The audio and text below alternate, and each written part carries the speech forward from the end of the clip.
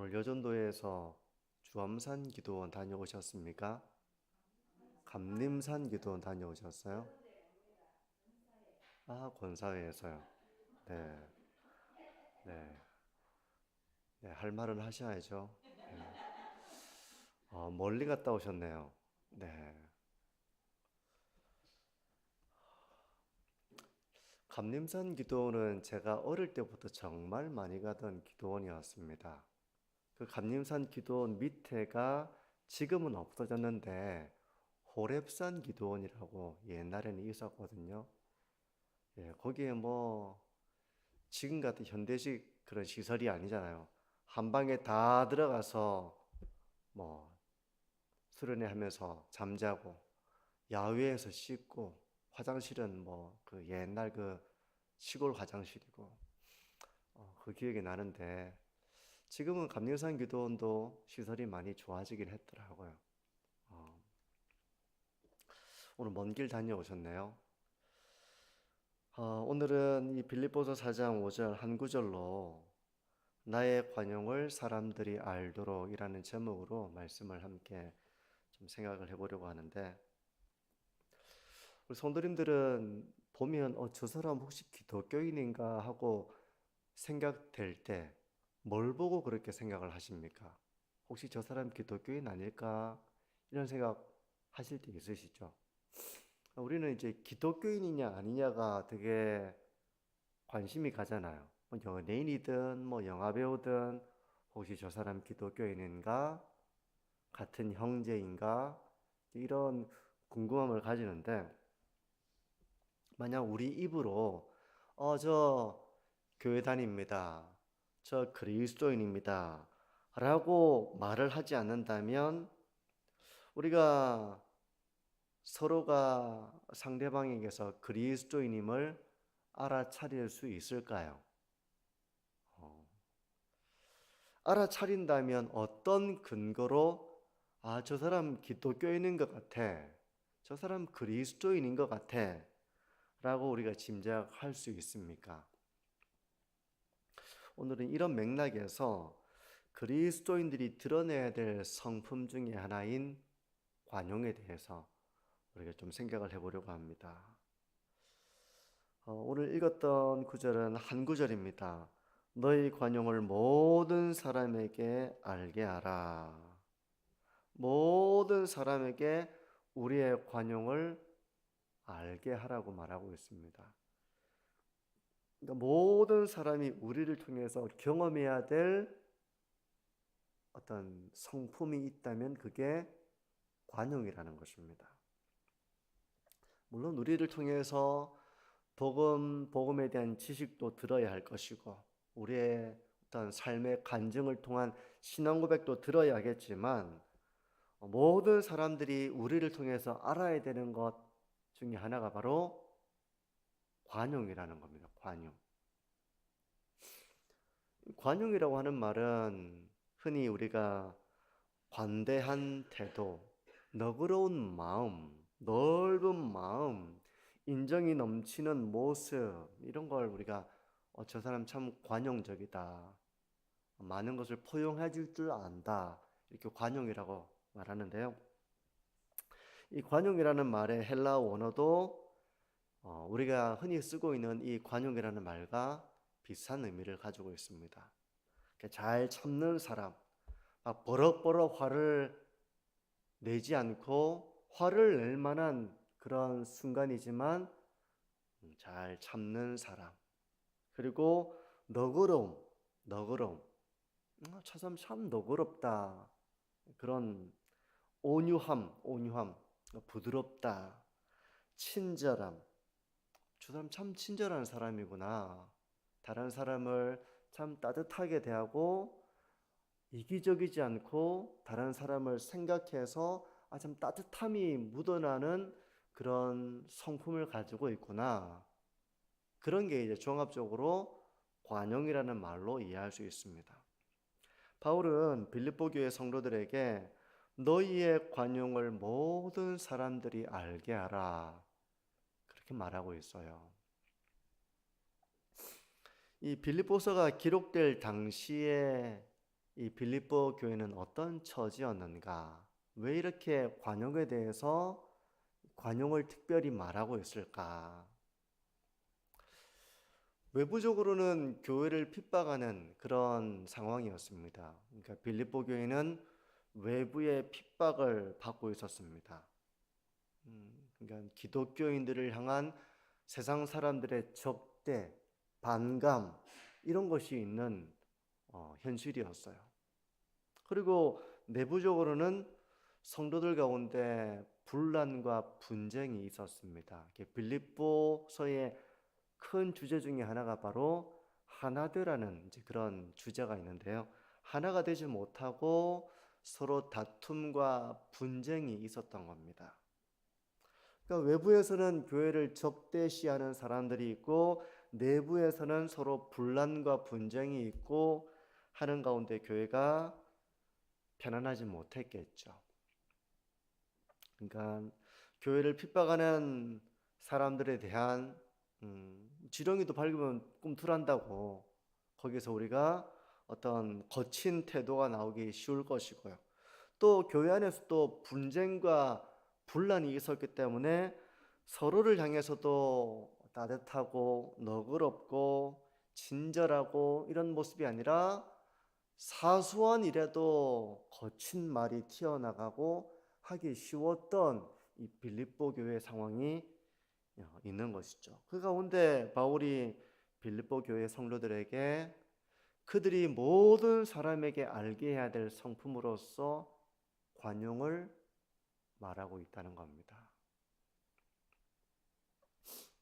너희 관용을 모든 사람에게 알게 하라 할 때 이 알게 하라는 것은 경험하게 하라 그런 말이죠. 알게 하라, 경험하게 하라.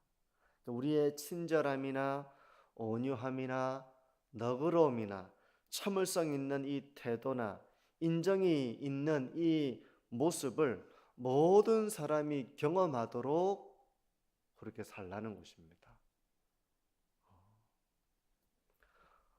나에게 부드럽고 친절하게 대해주는 사람에게 우리는 친절하게 대합니다. 나에게 넓은 마음으로 대해주는 사람에게 우리도 가능하면 그렇게 하려고 하죠. 그런데 나에게 너그럽지 못한 사람에게도 그리하라는 말씀이죠. 이게 얼마나 어려운 말씀입니까? 모든 사람에게 우리가 너그러움과 온유함과 친절함으로 그 사람을 대하는 이런 관용을 가지고 사람들을 대하라. 이렇게 바울은 말하고 있는 겁니다. 말씀드린 것처럼 나에게 친절하게 대하고 너그럽게 대하는 사람에게 우리가 공손하고 따뜻하게 대하는 것은 그렇게 어렵지는 않습니다. 근데 그렇지 못한 사람, 나에게 온유하지 못한 사람, 나에게 너그럽지 못한 사람, 나에게 조금도 참지 않는 사람, 그런 사람에게 우리가 관용을 베푼다는 것은 참 어려워요. 그런데 우리 그리스도인들이 나타내야 될 관용은 모든 사람에게 이런 관용을 베풀라는 것입니다. 하나님께서 우리에게 바라시는 것이 그런 것입니다. 하나님께서 우리에게 바라시는 것이 많이 있으시죠. 부모가 자녀들을 바라볼 때 자녀가 온전해지기를 바라잖아요. 부모는. 그래서 어릴 때부터 막 가르치고 온전한 자가 되기를, 훌륭한 사람으로 자라기를 바라는 그 부모의 심정으로 아이들을 야단을 치기도 하고 타이르기도 하고 하는 그 부모의 마음이 있는데, 하나님께서 우리에게 바라시는 것은 우리가 모든 사람에게 관용을 나타내는 것입니다. 성도님들은 이런 관용이 나에게 얼마나 있는지 한번 잠시 돌아보십시오. 내가 관용적이었는가? 가장 가까운 공동체 안에서 가족들에게 나는 관용적인 사람이었는가? 어떤 맞지 않는 것이 있고 실수가 있을 때 그것을 넓은 마음으로 잘 참아주고 또 따뜻하게 대해주고 너그럽게 그런 것을 수용하는 그런 관대함을 내가 가지고 가족들을 대했는가? 뭐 잘 모르는 사람한테 쉽게 화내기는 어렵지만 가정이라고 하는 것은 너무 편한 곳이잖아요. 우리의 민낯이 드러나기 가장 쉬운 곳이 그 중에 하나가 가정입니다. 밖에 나가서는 뭐 잘 화를 안 내실 겁니다. 굳이 모르는 사람한테 뭐 이렇게 뭐 하지는 않으실 거예요. 그런데 가정에서 가장 우리가 서로에 대해서 깊이 알 수 있는 이 과정에서 우리는 얼마나 관용적인 모습으로 살아왔는가, 얼마나 따뜻하게 서로 너그럽게 친절하게 또 참을성 있는 모습으로 가족들을 대해왔는가. 그리고 뭐 교회도 마찬가지죠. 우리가 모르는 사람한테는 별 얘기 안 합니다. 모르는 사람 와 가서 이렇게 하면 안 됩니다. 이런 얘기도 내가 아는 사람, 내가 어떤 뭐 그래도 좀 애정을 가지고 이렇게 말하면 오해하지 않겠지라고 하는 사람에게 하는 것이지 잘 모르는 사람에게 우리는 잘 그렇게 하지는 않죠. 교회 안에서 우리가 서로에게 어떤 모습으로 살아왔는가, 내가 관용적인 모습이었는가를 한번 돌아보십시오. 만약 우리가 이런 관용을 베풀며 살아왔다면 우리의 삶은 어떻게 변했을까? 내가 가정에서 이런 너그러움으로 뭐 상대방이 실수를 하고 좀 부족함이 보이고 할 때 그것을 꼬치꼬치 지적하면서 비난하고 이렇게 하지 않고 내가 너그럽게 뭐 이렇게 품어주고 또 부드럽게 이야기하고 인정이 넘치는 그런 모습으로 내가 가정 안에서 가족들을 대해왔다면 우리의 가정은 어떤 모습이 되었을까? 지금 내가 바라는 그 모습이 우리의 가정이 지금 되고 있는가를 한번 생각해 보는 것입니다. 교회도 마찬가지죠. 우리가 교회도 여러 사람들이 같이 있기 때문에 교회는 생각도 다를 때가 있고 우리가 다 뭐 온전하기를 원해도 온전하지 못할 때도 많고 실수가 나타날 때도 있고 오해가 쌓일 때도 있고 그런 일이 뭐 참 많은 곳이죠, 교회도.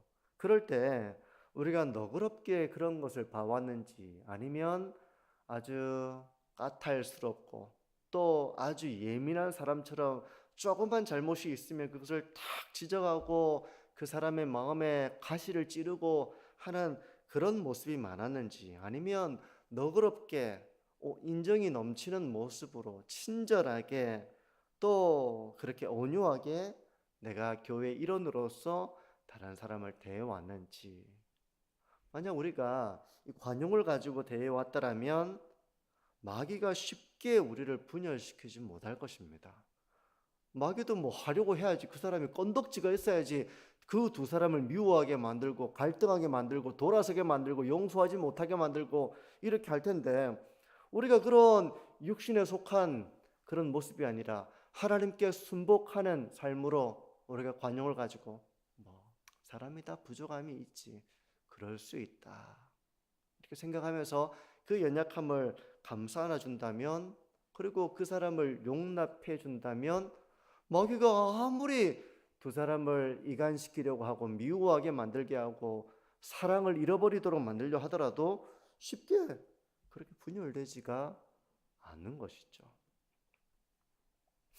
근데 오늘날 우리 사회가 이런 미움과 분열과 이런 증오에 휩싸이게 되는 것은 그만큼 우리가 이런 관용을 많이 잃어버리고 살아가고 있기 때문이 아닌가. 우리의 가정에서 이런 관용을 많이 잃어버리고 있는 것은 아닌가 생각을 해보게 됩니다. 사람이 사는 곳이라면 어디든 허물이 있습니다. 사람 사는 곳인데 연약함이 없을 수는 없습니다. 근데 그 연약함을 대하는 우리의 태도, 관용이 있는가? 아니면 관용이 없고 관대함이 없고 상당히 날카로운 잣대를 가지고 이렇게 다른 사람들을 대하고 있는, 그래서 그런 날카로움으로 그 실수를 용납하지 않고 용서하지 않고 하는 그런 모습이 우리에게 많은지, 아니면 이 관대함과 너그러움과 따뜻함과 친절함을 더 많이 가지고 살아가고 있는지. 하나님께서 우리에게 요구하시는 삶은 바로 이런 관용을 모든 사람들이 알게 하는 삶을 살라는 것입니다.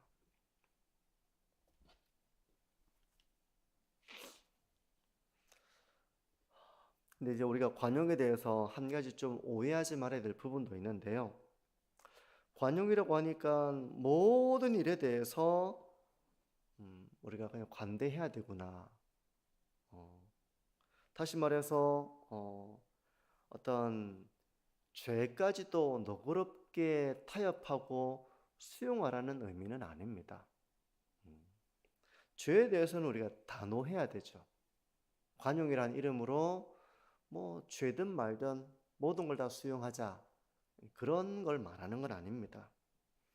음, 그러므로 그리스도인이 베풀어야 될 관용이라고 하는 것은 그 사람의 연약함과 어떤 실수와 허물에 대해서, 그 영혼에 대해서 관대함을 가지는 것이지, 어떤 죄 그 자체를 우리가 이런들로 어떠하리 저런들로 어떠하리 그런 의미에서 그냥 모든 걸 다 괜찮다고 말하는 건 아니죠.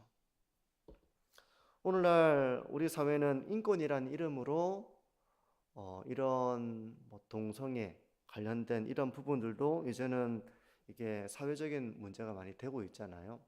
이게 법으로도 이제 이것을 이렇게 제정하려고 하는 이런 가운데 있는데, 기독교인들이 왜 차별을 금지하자는 그 법을 그렇게 반대하느냐? 세상 사람들은 이제 그렇게 이렇게 생각하기 쉽잖아요.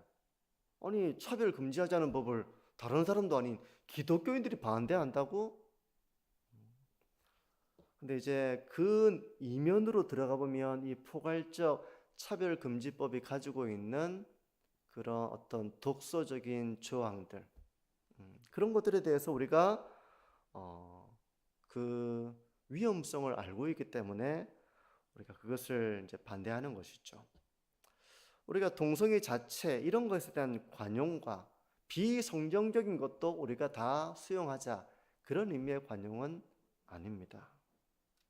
죄에 대한 관용은 아니에요. 죄에 대해서는 그것은 잘못된 것이다 라고 말해줘야 되죠. 하지만 죄를 지은 사람에 대해서는 우리가 긍휼한 마음을 가질 수 있어야 됩니다. 죄를 지은 사람이 있다면 그 사람을 우리가 부드럽게 책망하고 또 잘 타이르고 또 그렇게 할 수 있어야 되겠죠. 부모가 자식이 잘못하는데 괜찮아? 이렇게 할 부모가 없잖아요. 그것을 바로잡지만 그 바로잡는 방식으로의 관용이 있는 것입니다. 따뜻함과 그런 부드러움으로 그 잘못을 바로잡는.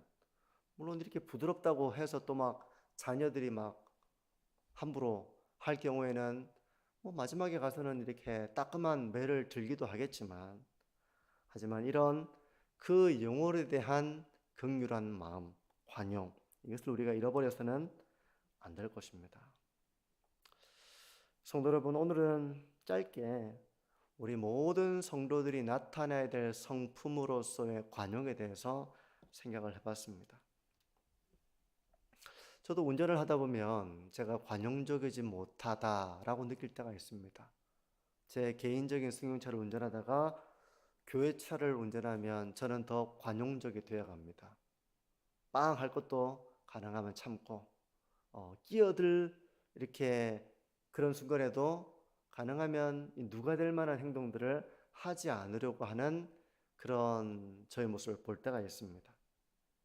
교회차 라벨이 붙여 있기 때문에 더 이런 너그러움과 또 친절함과 따뜻함으로 내가 비록 내 얼굴은 드러나지 않지만 우리 만촌중앙교회 그 스티커가 붙어 있는 이 차를 운전하는 동안에 내가 나로 인해서 교회가 욕을 먹지 않도록 그런 신경을 제가 좀 더 쓰게 되는 것 같아요.